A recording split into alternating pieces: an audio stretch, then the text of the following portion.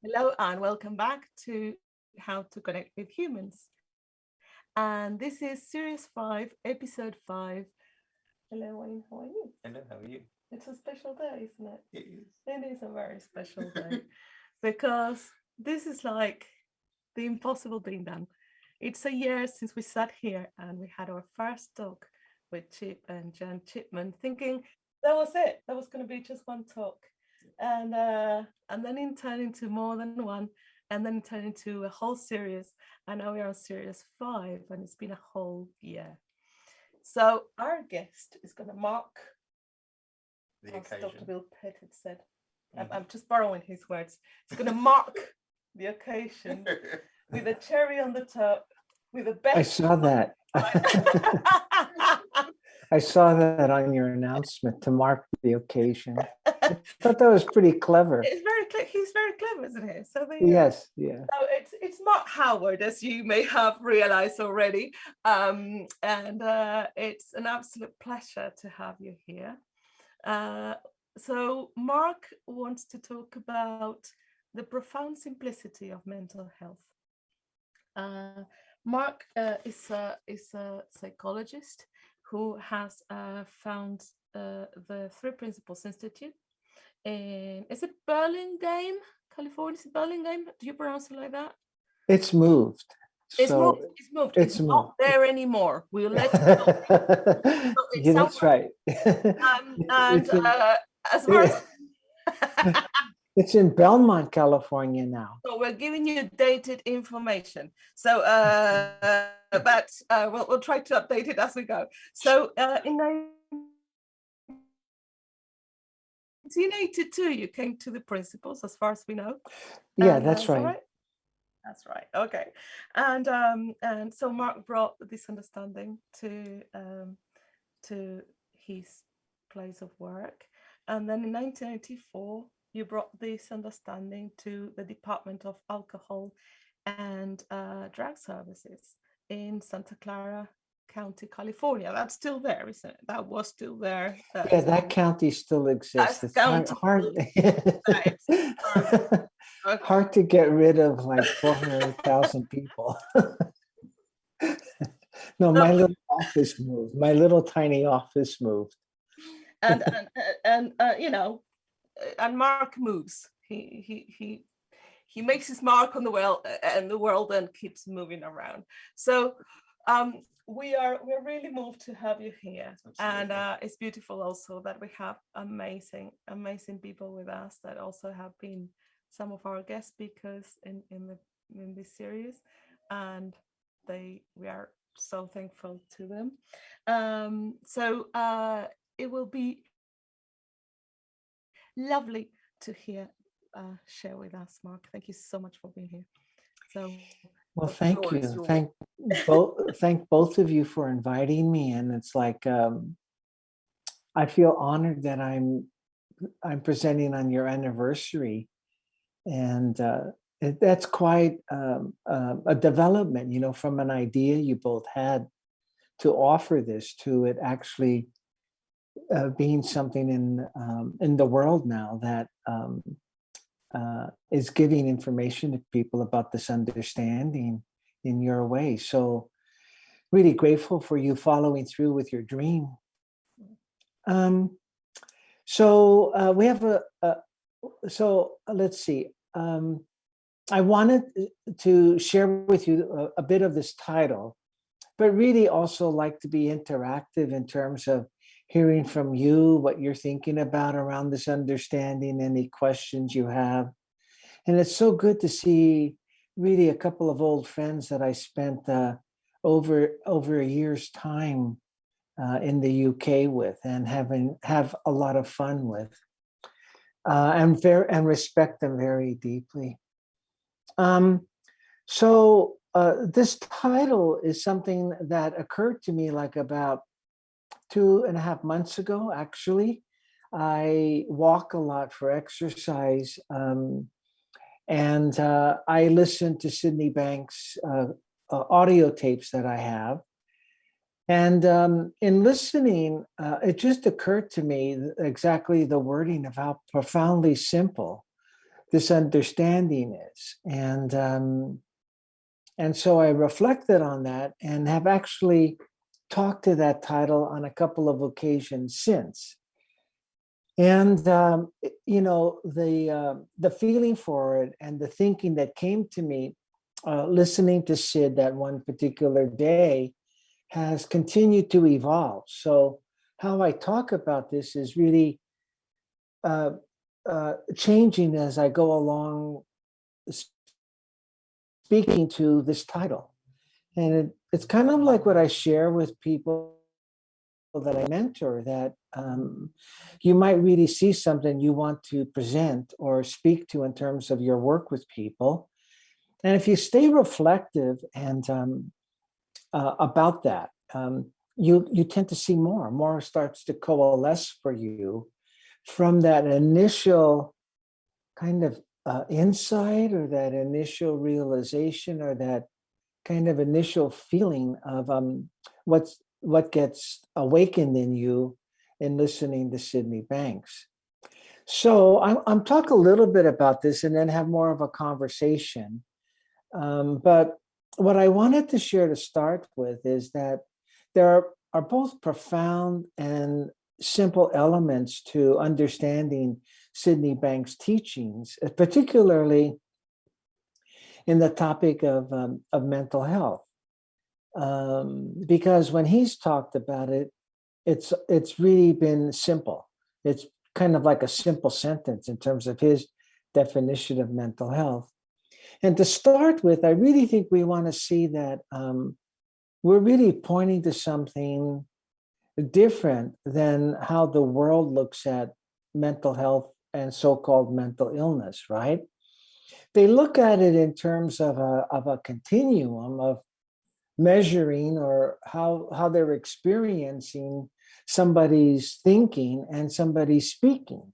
So people more on the what's so-called mentally ill continuum have disorganized thinking.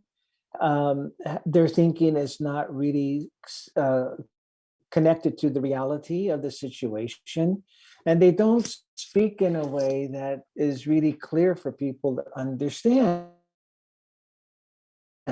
compared to the measure of somebody who's mentally healthy, who has organized thoughts and you can understand them clearly, and their thinking is tied to the reality of the situation. Sid isn't speaking to that.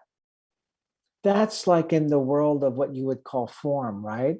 That's in the world of what people think about, make up about, what they're experiencing with another human being.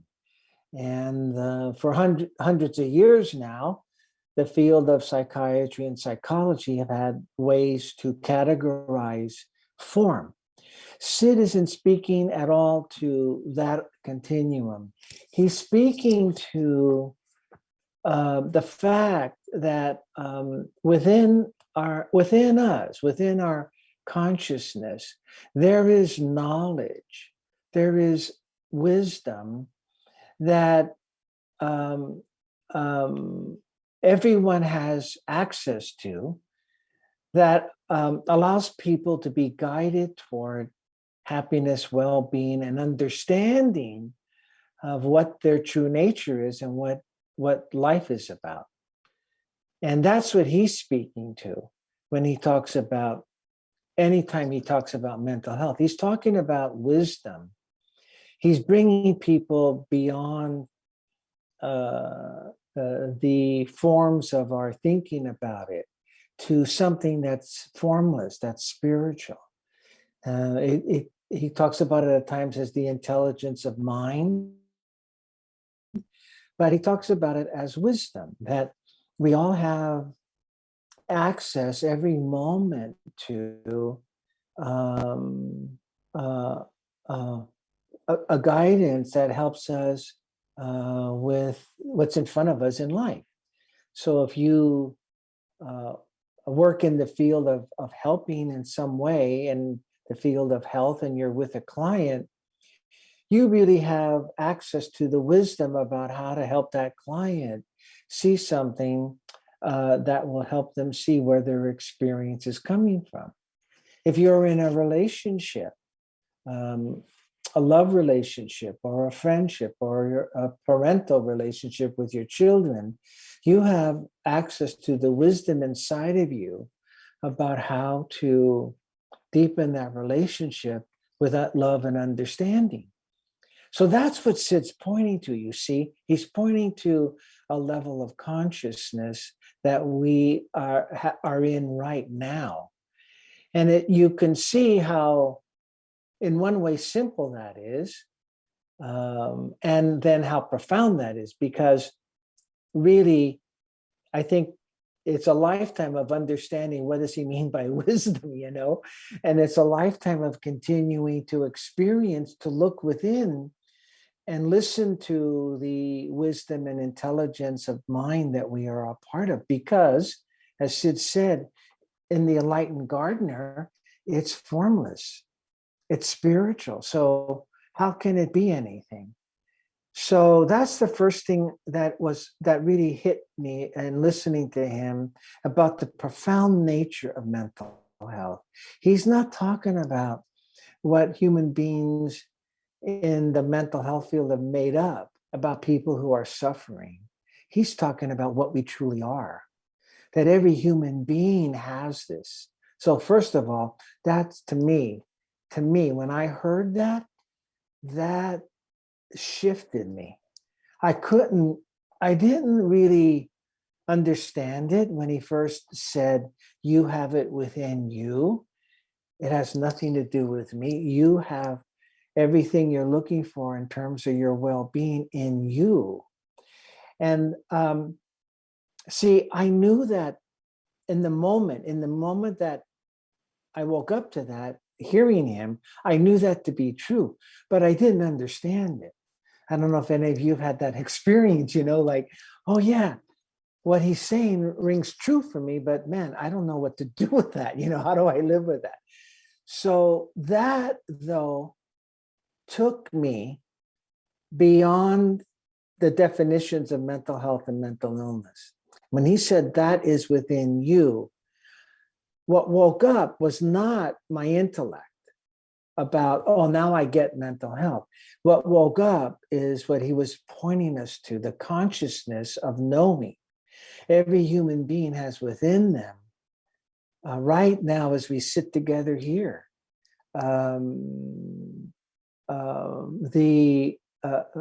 what we might call mental health, the wisdom to guide themselves to a happy and loving life, and to also guide them to handle issues in life in a way that gives them more understanding.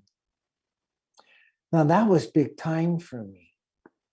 And I wanted to just share with you, that was what the profound aspect is. It's simple to look away from the intellectual forms of mental health and mental illness, but it's more profound to really see that we are that right now. Now, when you live from that, it really does something for you in terms of the way you are in life and in the way you are with other people. Always coming back to the fact that in you is health. Well, not the definition of health, but just some way I'm just trying to find some way to speak to it, It's this, in you is this consciousness that allows you to know life in your own nature and where your experience is coming from, and how to use that to navigate the issues of life in a way that moves you to more understanding and resolution and peace of mind. That's in everybody right now. And when you live in that way, you live in that feeling of it yourself. So it takes care of you, but it also, seeing that in other people in your life, you have a different way of relating to them.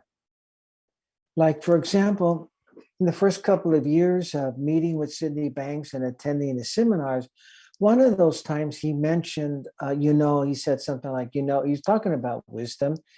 And he said, children have wisdom too. I had never seen that. When he said that, it shifted the way I looked at parenting my son who at that time was like 3 years old. And I realized, oh my goodness, my son has wisdom too. Of course he does. Of course your children do, because they are this energy. They are this spiritual energy we're calling mind. They have the gift of the principles to navigate their lives and see their own lives their way. And they have wisdom too. And so it just rang so true. And it shifted the way I parented. So I was parenting before, like, I had to correct my son, or, I had to teach him ways there are some things to help your children with, that you see them heading in a certain direction. It's always good to let them know what could happen there, But what happened was something more profound.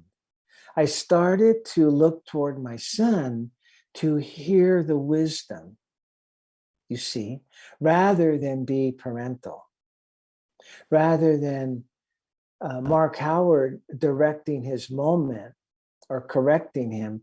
I listened for the wisdom.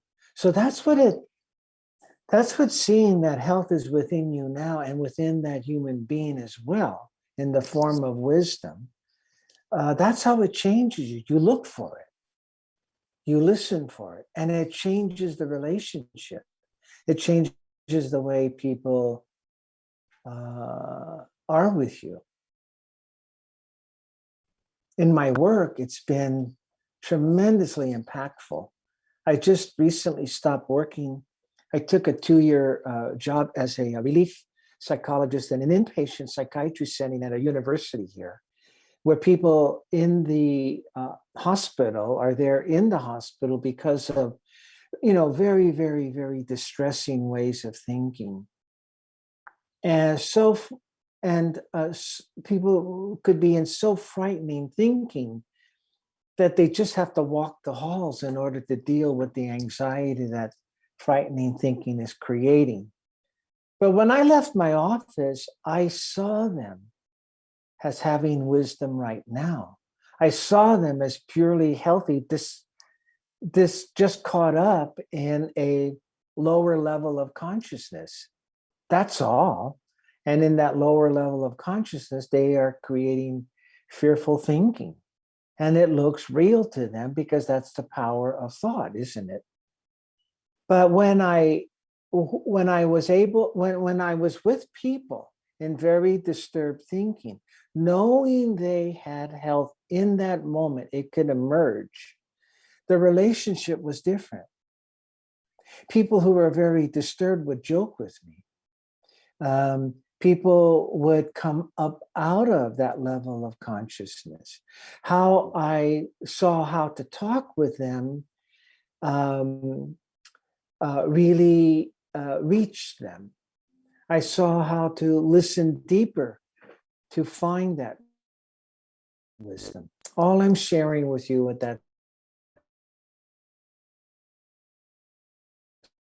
know that every human being is mentally healthy, has this wisdom and this and are the intelligence of mind. They are mind like you. Your relationships are more profound and deeper and loving. You have a lot more understanding for yourself and other people around you. So that's what that's what's continued to evolve for me. So the first evening with Sydney Banks, it just really hit me how true that is. I didn't know what to do with that.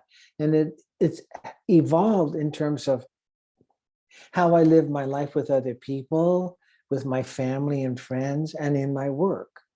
And it just continues to, in some way, become more simple to look in that direction, to really look for the feeling of that.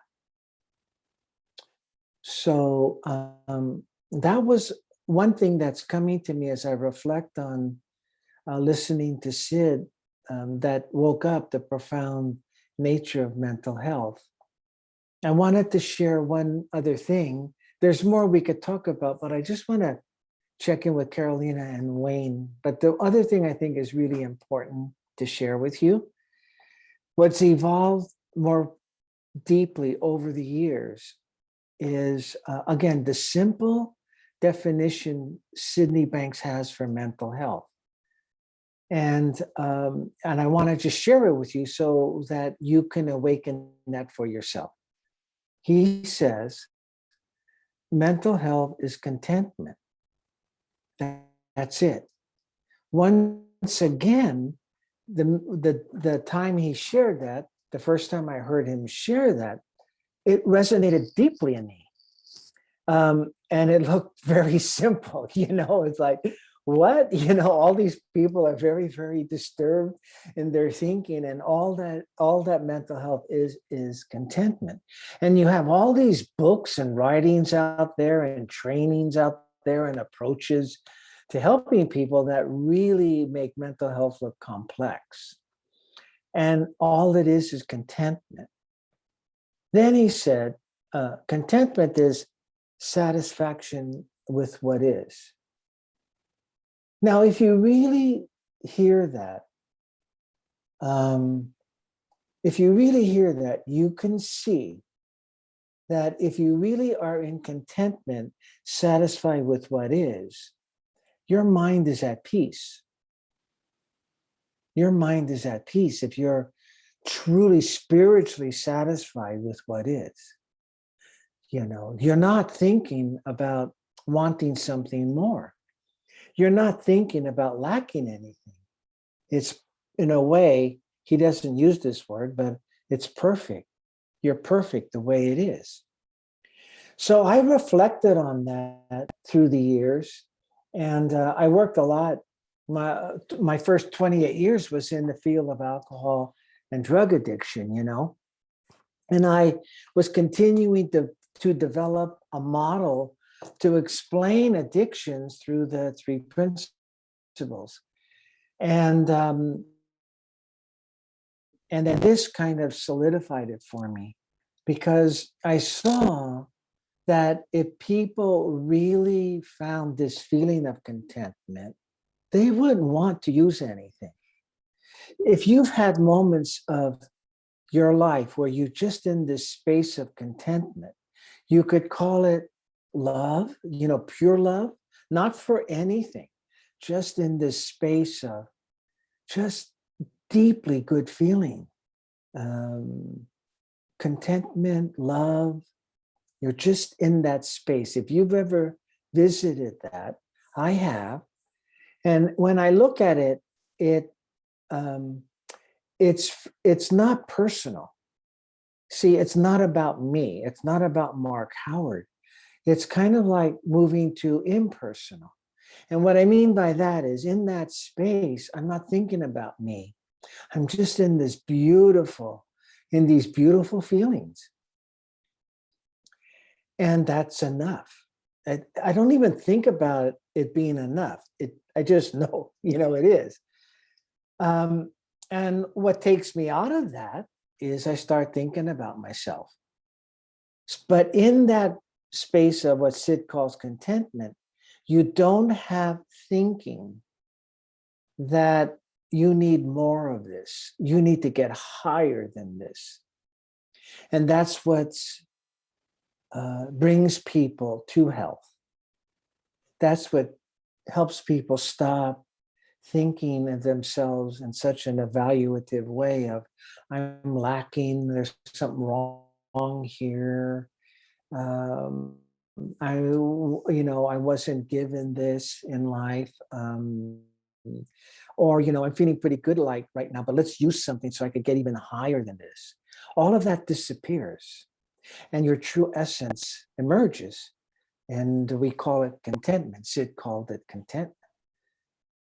But that's really valuable in terms of my seeing that with more profound understanding.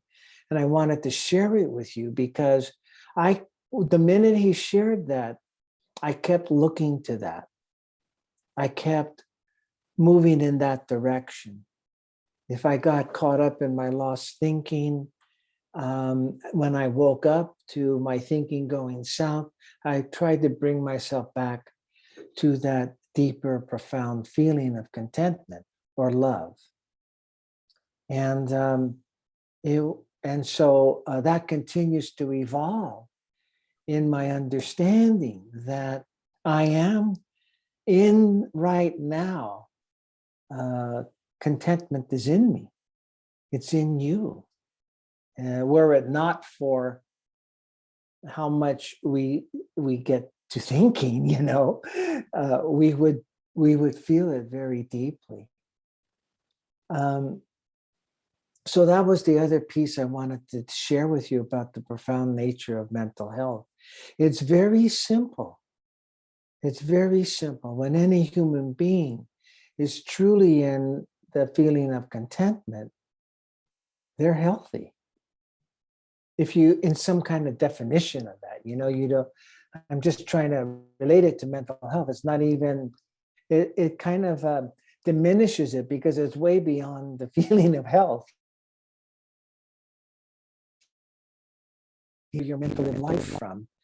You have found, once again, you've been given access to the deep, wonderful feelings we are a part of, being connected to this spiritual energy of these principles. So let's see.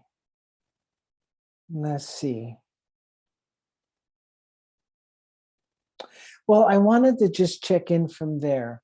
There were a few other points I could share with you. Maybe they'll come up as we talk together, but I just want to check in with you, Carolina, and Wayne, to see if there's anything to have a conversation about around what's been presented so far. I love that, because for me, it's just seeing the simplicity of it. It's like the other day I was traveling in the car with my brother. And Wayne, can you get closer? It's a just. I was having a conversation with my brother the other day in the car, and he was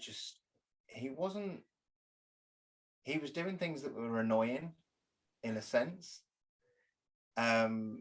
or things that I was thinking that were annoying. And because it was late at night, I was getting quite tired and quite kind of agitated.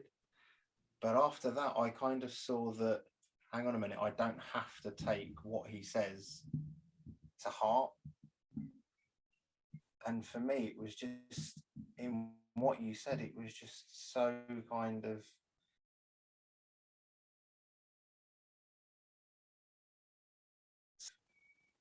took myself away, and then kind of came back into that feeling again,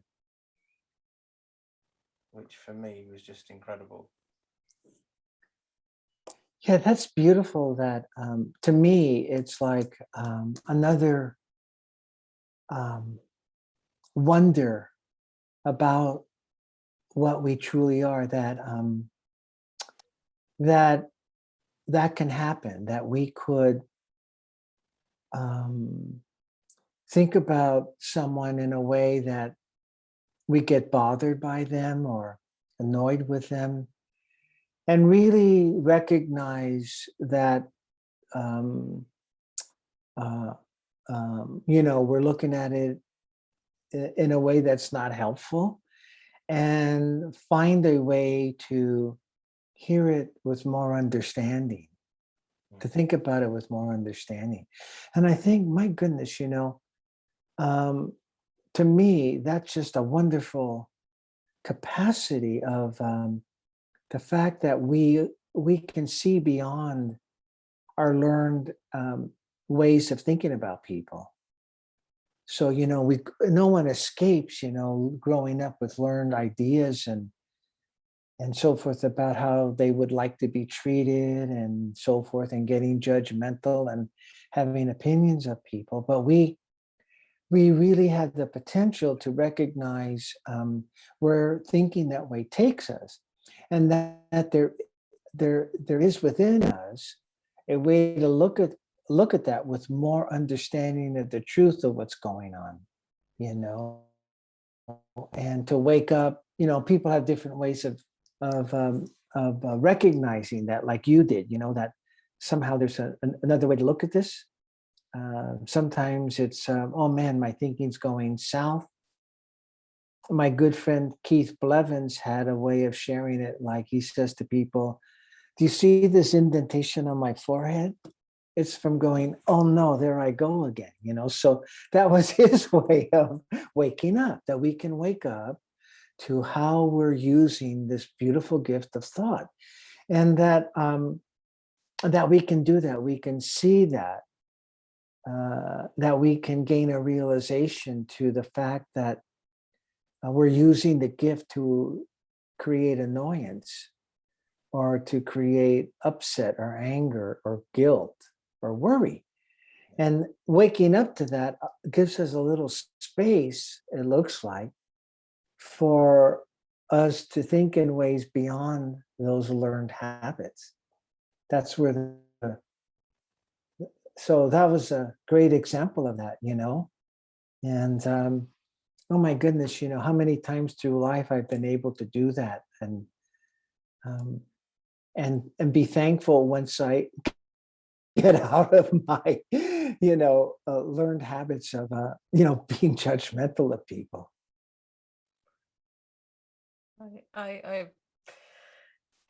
It changes the world you live in. It changes all your relationships. I was driving here and it just hit me that something I've been repeating like a parrot for many years now, but I thought, oh, nobody has a perception of things, the world, this moment, the way I am perceiving it. So everybody's going to perceive the world in a different way. So that levels up the playing, because then I don't lose my marbles. Nobody loses their marbles. We are just perceiving the world at that point on the level of consciousness that we have. But it's easy to say now, as Mark was saying, like from hearing to actually now seeing that is a complete different thing. And as you were talking, Mark, I was thinking, when you're driving and you want to say something to either a pedestrian or somebody else, and I don't know if this is me, it may only be me, but I go inside the car. I don't speak out loud. I go like, that's the way, because they can hear me. So innocently, I just don't say it out loud. And I just thought, oh, how many things do I do with people that are with that same innocence?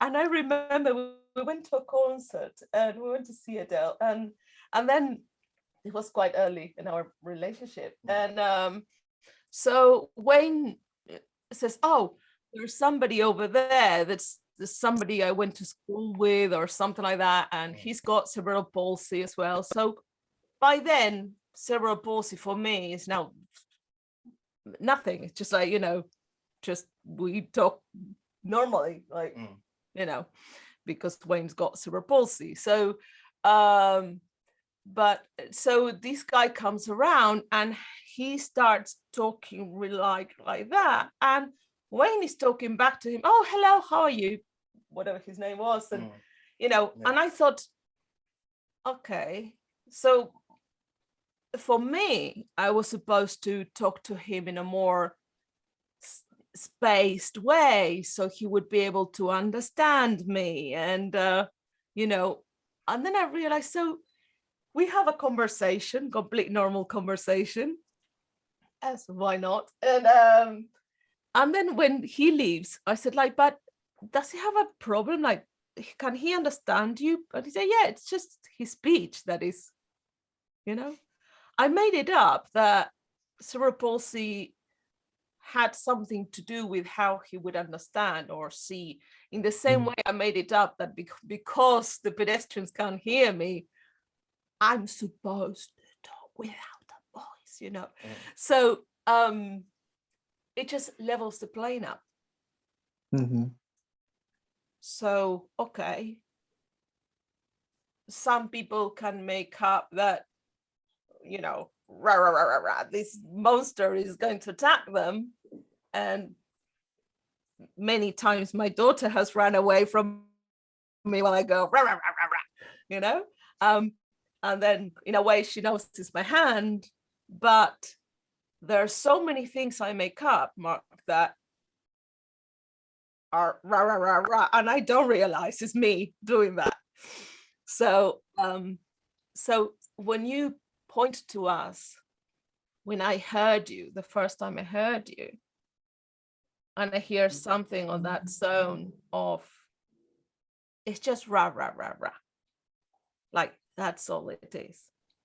Like, you don't have to be afraid of this voice or these thoughts or this feeling. You're Mm-hmm. fine. You're whole. So that's what I heard. And Well, thanks for sharing that. You know, you said a couple of minutes ago something that we used to talk about growing up, that people don't have all their marbles. You know, there's a marble loose, and oh man, I hadn't heard that saying for a long time. You know, around somebody's got their marbles are looser. And so it was, you know, it was good to to hear that. We used to do that a lot as kids. You share something really profound, you know, and you reminded me again of, like, going back to what's the foundation and what Sydney Banks shares about this understanding that you shared with us that is so helpful in the understanding ourselves in relationship to other people and also with ourselves. So again, he said something along the lines of, you know, we are all the same. He meant spiritually, we are all the same energy. And we are using thought to create a reality that we live in. And, you know, when you shared that about seeing that with people, that everybody really is the same, doing the same thing. But what they're doing and using thought is creating their own reality of the situation or the issue or of life.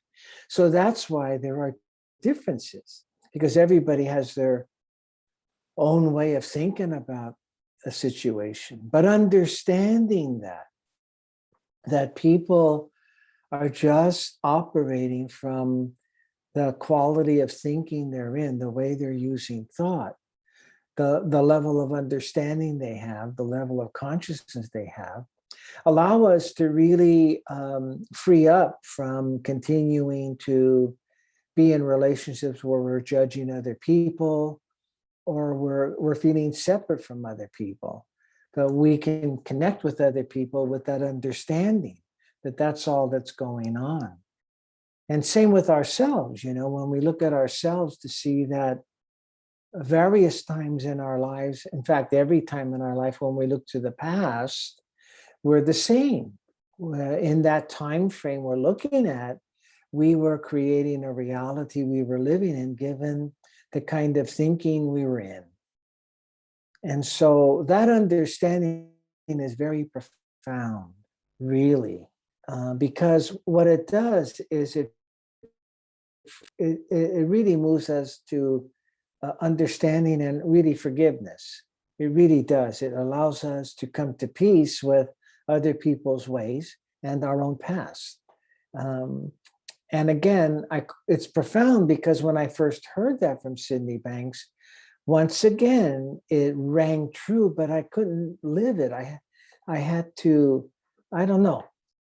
It just evolved, that understanding of continuing to look to really see that's true across the board in life. It continues to bring more understanding to bear for us. But when you shared that, that's really the truth of the matter, you know. And if you look at people or yourself that way, or come back to it, you know, we forget, and you know, we get judgmental, and we then recognize what we're up to and bring ourselves back to this truth that you just shared so eloquently. And yeah, I remember coaching someone who really wanted to share the principles, and it was just a session where they wanted to look at their own thinking, and we were talking about this particular way of looking at the way people are creating separate realities. And this person said, you know, what came to light up to me is that when I'm driving, I am correcting everybody. And I'm judgmental the whole time I'm driving somewhere. You know, that person shouldn't have stepped off the curb. What are they doing in the walkway? You know, that car cut, you know, and so this person woke up to the fact that they're looking at other people in judgmental thinking rather than just seeing people as operating from the thinking they're in at the time. And that was one of their stories, you know, how quickly they were to be so judgmental. And the person said something like, can't remember exactly how they said it, but something about being the here we have police, we call them cops. So this person is saying, yeah, I'm the cop of the freeways here, you know. But that was just the story. This person realized, oh my God, you know, I have not been seeing that everybody's just operating from the thinking they're in.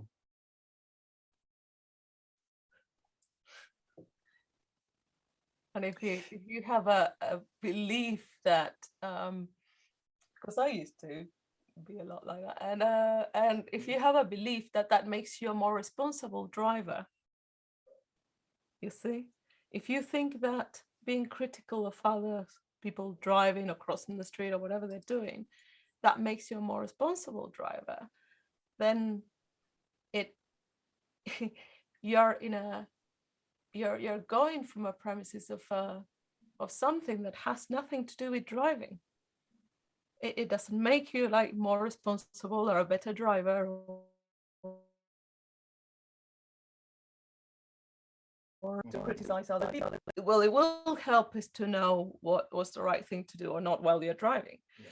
But being critical has nothing to do with it. So well, you could see, I mean, like, you could see what you don't want to do, you know. I don't want to drive like that person. Oh, look at that way. Look at the way I don't want to drive like that. Over here, they just had a video of a Tesla with no driver driving along the highway, and the driver was in the back seat. The guy was in the back seat. So, you know, you go, oh man, I don't want to drive around that. So, yeah, but I mean, it would just take up space in your mind, you know. If you just quieted all of that, you'd know how to drive. You know, you'd have wisdom would help you with that for sure. Once you develop the skill, huh? Yeah, that's right. Yeah. When I came, there was one of my supervisors talking to me about this, said something that really rang true for me. You know, he was saying that he was driving with someone who was coming like on over here coming into this freeway, like your M4s there, you know, and coming into it, and this person was saying, no one's going to let me in, no one's going to let me in, and he was fighting and no one was letting him in. And another time he was driving with somebody who just had faith somebody was going to let them in, and they let them in, you know. So we have some power there in the way we think. Anybody else from the group that might want to ask a question or share what's coming to them so far from us talking? Yeah. So you can unmute yourselves or put your hand up or write the question. It's up to you. You can. Yes, you can. Yes, you can. Okay.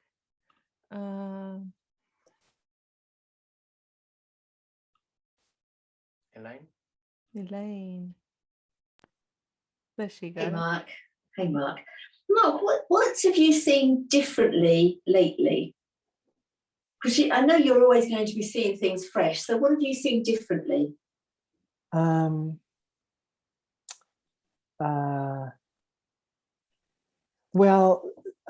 What I'm trying to share is something I have seen differently in the last 2.5 months. The profound nature of it just came to me as mental health. I've worked in the field so much that it came to me as mental health, but the profound nature of mental health, how profound it is. And yet a lot of Sid's directions about it are pretty simple and practical. And so I'm seeing that more and more, Nice. And the other is, continuing to just see that I'm guided by mind, that I can continue to just relax with Mark Howard trying to direct his next steps in life, right? His next hour in life, and just live more in the fact that we all are part of mind, and that intelligence is guiding us through life. And, I share that a lot, Elaine, when I mentor, and probably talked a bit about this in the group that we were meeting in, but it's become deeper. And it really is being able to be in your coaching practice or your health work, if it's body work or whatever it is, and really just sit, quieting your own ideas about what to tell people, and just connecting and letting the intelligence of mind guide you in terms of what comes up to share with people, or how to connect with them. So I'm seeing that more and more, and relaxing more about just being in life. I mean, isn't it fascinating that what we are a part of? I mean, that's the profoundness. I mean, like, I can, I really don't know mind. I have feelings for what Sid is pointing to us there. I have, again, more sense that there is an intelligence beyond my ideas that can help me through life and find really happiness and well-being. Through my years in living with this understanding, I have had ways to be that were beyond anything I had ever thought or read. For example, just things that would come to me about how to be with my wife in a more understanding and loving way. That would just come to me and direct me to that I couldn't find that in any book about how to have a nice relationship or a marital therapy book. I'd never been taught that before, and it just came to me. And when it came to me, it was true. And when I did bring that into the relationship went deeper. So these kinds of experiences through the years continue to help me stay with living more in the guidance from mind rather than the guidance from Mark Howard. Nice. Thank you, Mark. Yeah. Thank you. Elaine, how about you? Anything you're seeing that is new for you? Yeah, well, all the time, really. Yeah, I can't think of anything. Tony and I are still together. That's one of the things. No, our relationship that's big time. Yeah, our relationship definitely, gets better and stronger. And I absolutely know that it's because I get out of my own way as he does. Apparently I drive him mad too. I don't understand it, but you know, we're able to just get past that, and that surprises me all the time. So that, and the relationship with my daughters, you know, that just seems to get better and better. So it's all good. It's all win-win. Now, isn't that wonderful? I mean, isn't it Yes. beautiful that an understanding has come to the world, and we've been blessed to hear something of it? You know, that all of us here have heard something of it, and we're actually blessed to hear that. And Yes. we can share something about our relationships with the people we love, where it's moving in the direction of deepening it, and really just seeing truthfully without judgments to get us out of the way of the relationship, you know. Yes. And Yeah. it's just beautiful that that's available. Again, the profound nature of mental health, that we have within us all we need to have a really beautiful life and relationships. You reminded me that, you know, I still get parental with my son. He's like 41, and he'll call. He calls us a lot, and I love that connection. But he'll call, and he's caught up in something, and I get parental, you know. You know, and I know I'm getting parental because he hangs up. You know, he'll say, "I'll talk to you later." You know? He's got the wisdom. He's got the wisdom. Yeah. And then there are times when I really listen from just wanting to know and understand that we have just really wonderful conversations, and they really, you know, things go really well together. So, but here's the thing. The thing is, I recognize I went parental again. Yes. Yeah. Yeah. That yeah. is what saves me. That's what saves me. Like you said, get ourselves out of the way. We have to recognize we're in the way in the first place, you know. Yeah, absolutely. And that's really a gift. And that's really the gift of looking at the principles, particularly thought, right?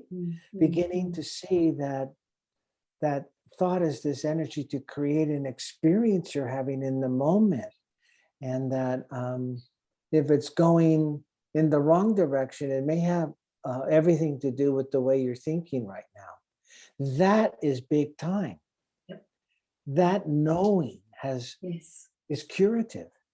So totally. that's the first thing that comes to my awareness. Like with my friend, why am I blocking on his name?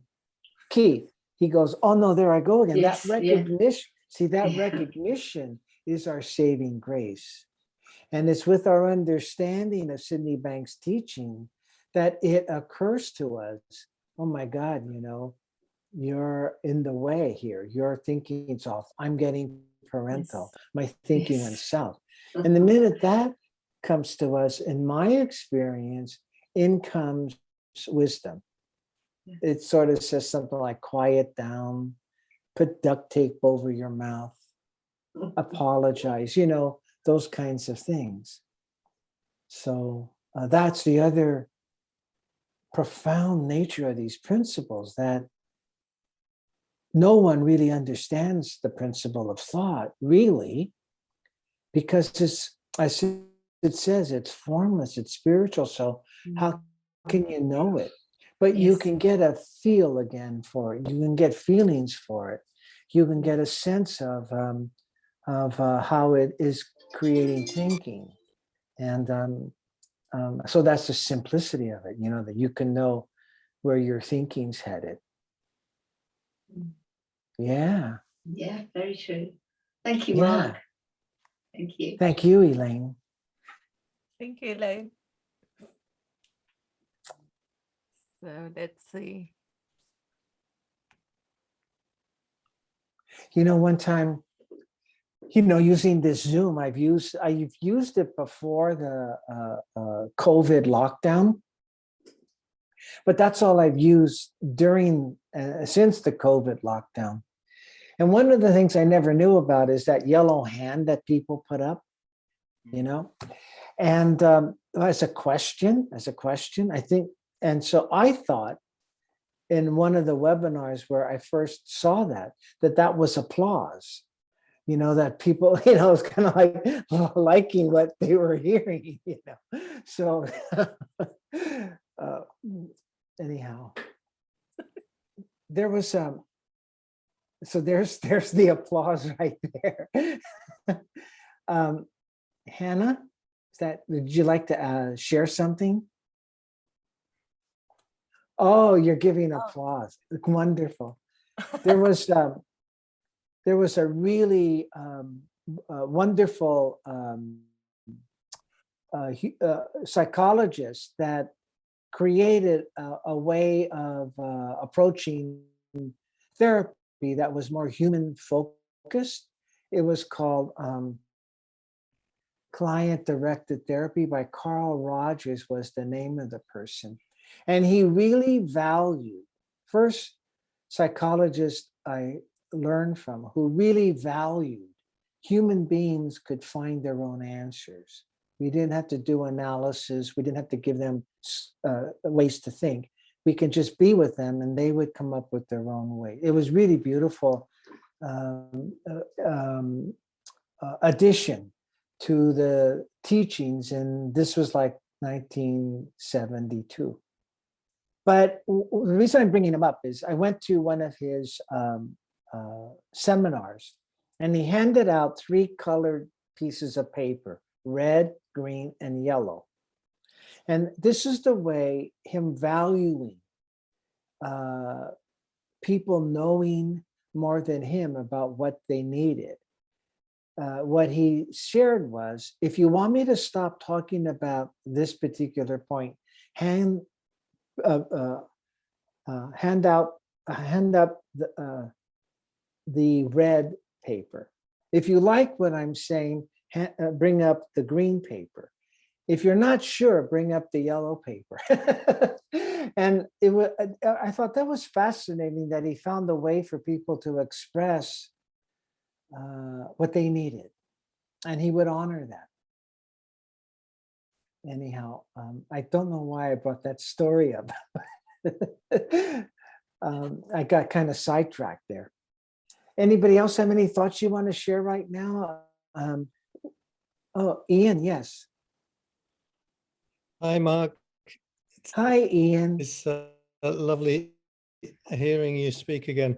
I was just reflecting on how it's, you know, like certain facets of this understanding become more visible at certain times, and then they sort of fade into the background for a while, and, you know, sometimes it comes around again in a new way. But I've been seeing recently how with some people that I've been working with, they have great insight about, you know, something related to their principles or in connection with their own experience, really profound, you know, something that, you know, that the fact that they've seen that is going to be life-changing. And they'll almost mention it in passing because they want to get onto all the other things that are still bothering them. Yeah. You know, and I've seen that kind of tendency in a few people, and in kind of rapid succession. And it's something that I found myself drawing attention to, like, whoa, wait a minute. But it's almost like it's like the same thing, you know, we don't notice the body except when it hurts. You know, we don't give it any attention except when it's bothering us. And it seems like that's the tendency of the mind. It's not just a personal thing, one person, but the tendency of mind seems to be to go to that which is bothering us, and at least left to its own devices, you know. Yeah. And it takes some time for people to see that they have that tendencies at play, and that they don't have to keep going in that direction habitually. And that it's just become very visible to me. I just wondered if you got any observations on that. I sure do. I'll give you the typical story of how that happens. I used to do a lot of work with relationships. couples would come in. And again, when they come in for couples work, they already have had a number of ideas of what's wrong with their partner and what I need to help them fix. So they both have their list. And during the first couple of meetings, when I'm sharing with them from this understanding, there's a moment in the session that you might call tenderness. During all of their sharing with one another, they may hold hands, or they might just say something that they're grateful for. But it's short-lived. They do that and then they go right back to, they go right back into their difficulties with each other. So I really had to share with them that when they had that moment of tenderness, for example, they were in the place that they want with each other. Those are the feelings they're looking for with each other. And they need to really begin to see that when they have those moments, that's it. That's really how it manifests. Not go back into thinking about what's wrong with each other and debating how to fix things. And so I saw, like you, that you have to help people see what happened, that they had really realized in the moment with you, something that would really make a meaningful difference in their lives, or they found something that they were really searching for, that it really occurred to them. Because people have a chance people don't know how to operate with that. People don't know what to do with stuff like that because there's so much, as you're saying, so much into their ways of doing it is to take care of all this thinking. So, but hey, yeah, that was great. I really felt great there. But hey, let's get back to these thinking things, these issues, because that's how I'm going to get to feeling better. So I saw that people needed to be pointed out that they really found something that they were looking for and how they can begin to spend more time there despite their own personal mind telling them they got to take care of these things first. So, yeah, thanks for that. There's another question. I want to get to another question before I need to stop for our meeting. Yeah, Divyesh, you can unmute yourself. Thank you, Ian. Hello, hi. Sorry, I mean, Hi. as usual, it's still it's 5:30 in bed, so I'm just listening, and it's wonderful to hear you, Mark, and thanks, Caroline and Wayne. I am coming from a place of, have always lived in a place of distrust in myself, and it has carried on for this couple of years plus more in intro into three principles or Sydney Banks, and this distrust in wisdom, meaning not trusting myself in interactions or conversations, particularly those which hold, I've attached a thinking-led meaning, like extended family members, financial affairs, or things like that. And they carry a meaning, a thinking-led meaning, which is just something is wrong is a good word, I guess, because I don't trust myself to do the right thing. I revert back to approval seeking or people pleasing. I revert back.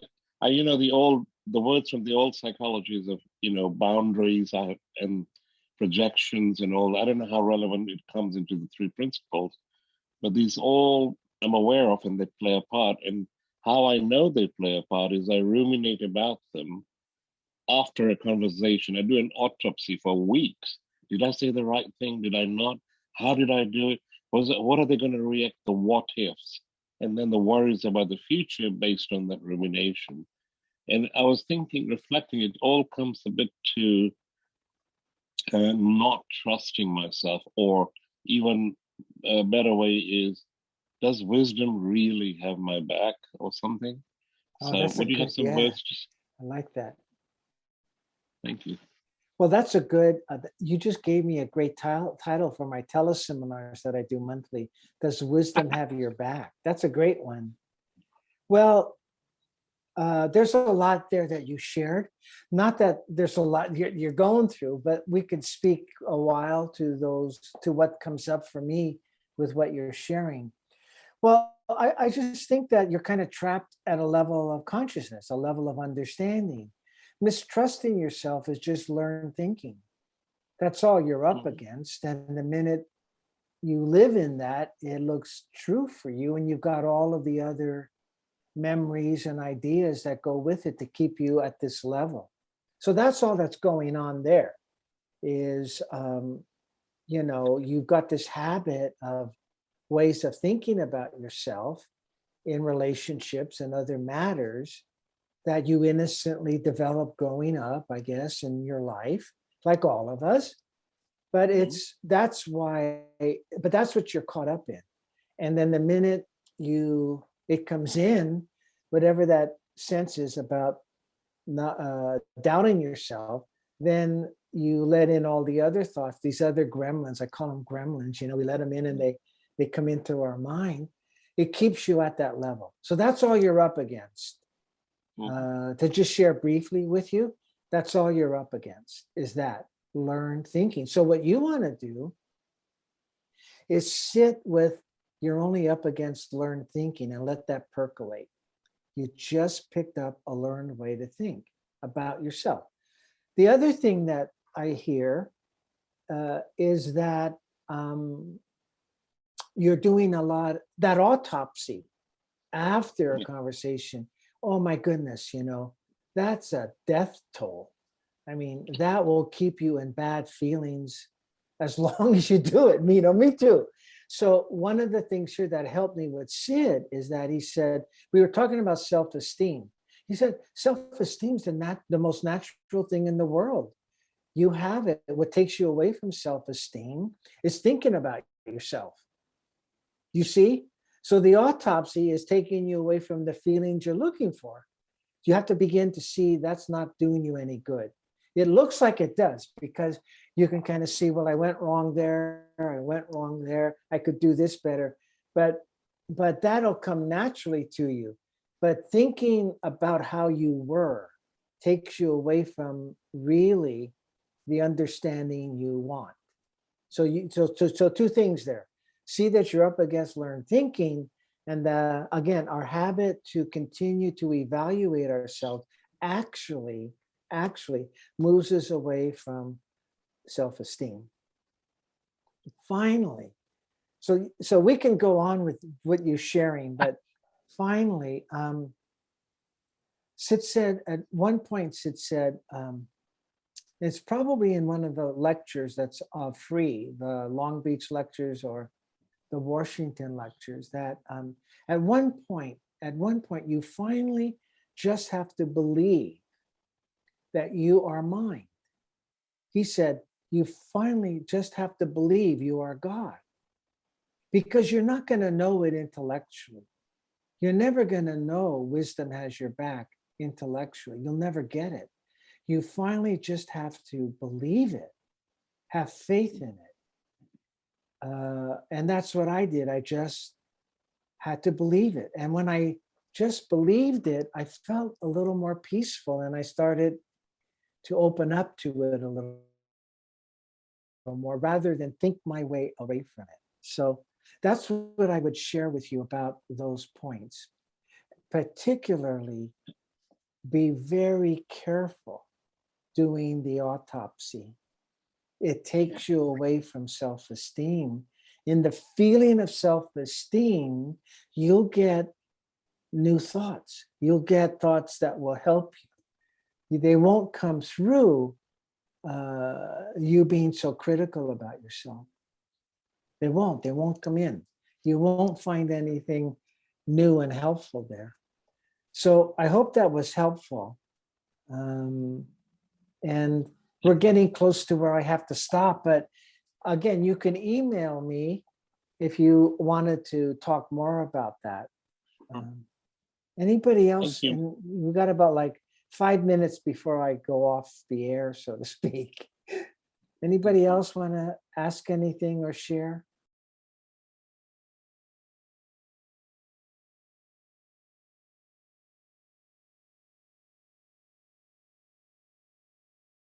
Well, I hope that was helpful.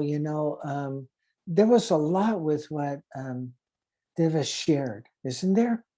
And it just reminds me so much of how Sydney Banks would talk deeply about what we truly are and how our habits, and that's all we have to see, is that the way we're looking at life takes us away from the exact thing we're looking for.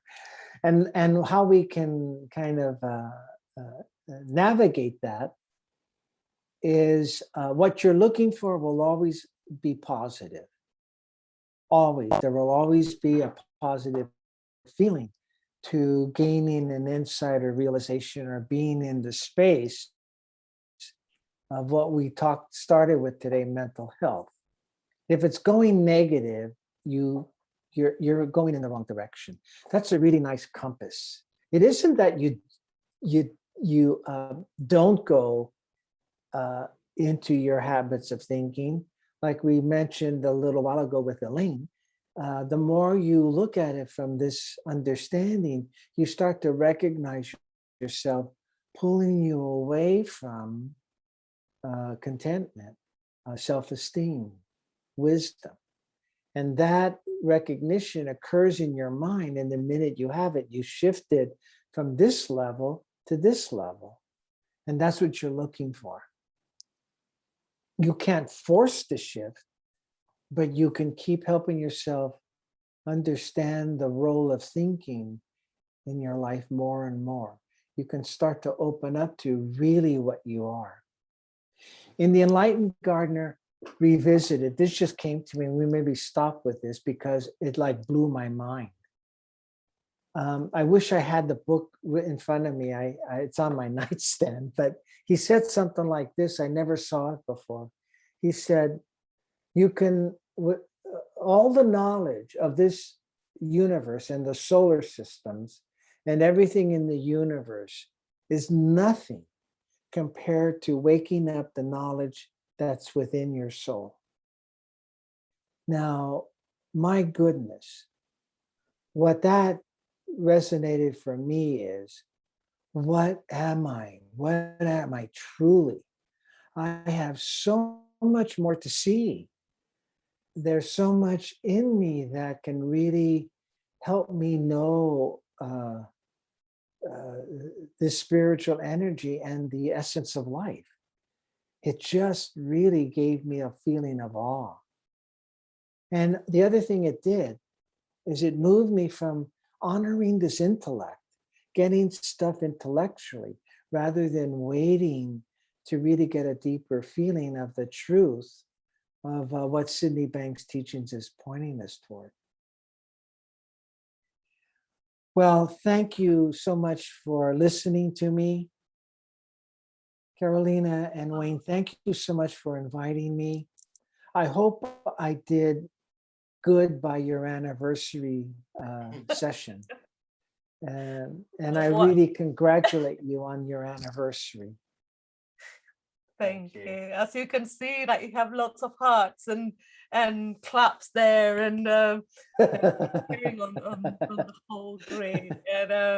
And Terry said, like, big claps, and Terry said, thank you so much for making this happen. They have also a very enlightened dog around there. And thank you, Mark. It's been an absolute dream for us, really, to have you. Oh, you're welcome. Again, where can people find you if they want to either work with you or? So two ways. My website, you can get to my website by www.3principles, plural, 3principlesinstitute.org. And you can email me at Dr. like Dr. Mark Howard at Comcast.net. Okay, we'll write that down so you can find all the information down there. So that's 3 principles with the word, isn't it? It's 3 principles. And we'll but we'll put all the information so you can find Mark, or you can always, you know, let us know and we'll help you out. We'll point it towards Mark. Thank you, Mark. You've been so generous. Oh, you're welcome. And we know. Oh, hi, Susan. So I just saw you. Hi, Susan. Hi, Mark. Hi, Mark. Oh, good to see you on the call here. It's been lovely listening to you. Oh, thank you. Yeah, it's really enjoyed it. Thank you. I wasn't quite brave enough to ask a question, so I'll have to listen to you again soon. or email me. Or email. Okay, everyone, thank you so much, Carolina and Wayne. Really an honor to be able to be here with you. And thanks for inviting me. And I'll see you all in some ways. So next week we're going to have Jacqueline Hollows, and I'm going to read this because I won't remember properly.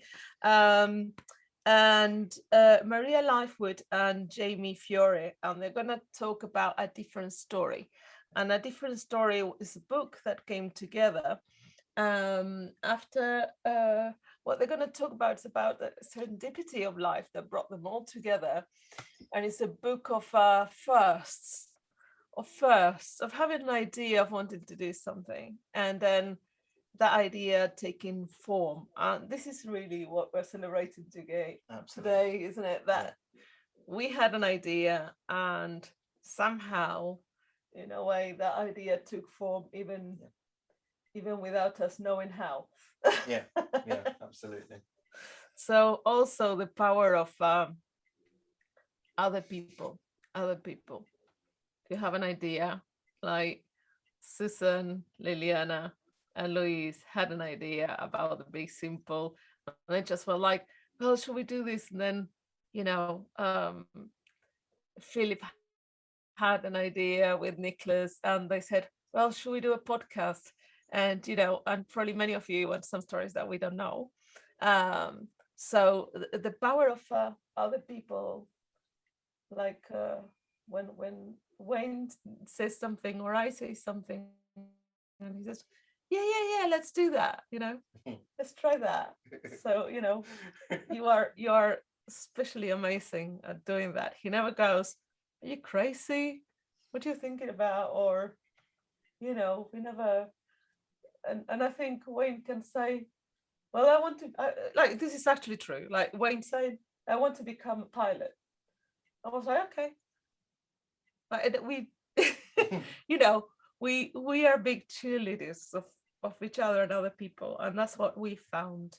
We found that this is a world of a lot of cheerleaders and a lot of generous people that are happy to help us out. Yeah.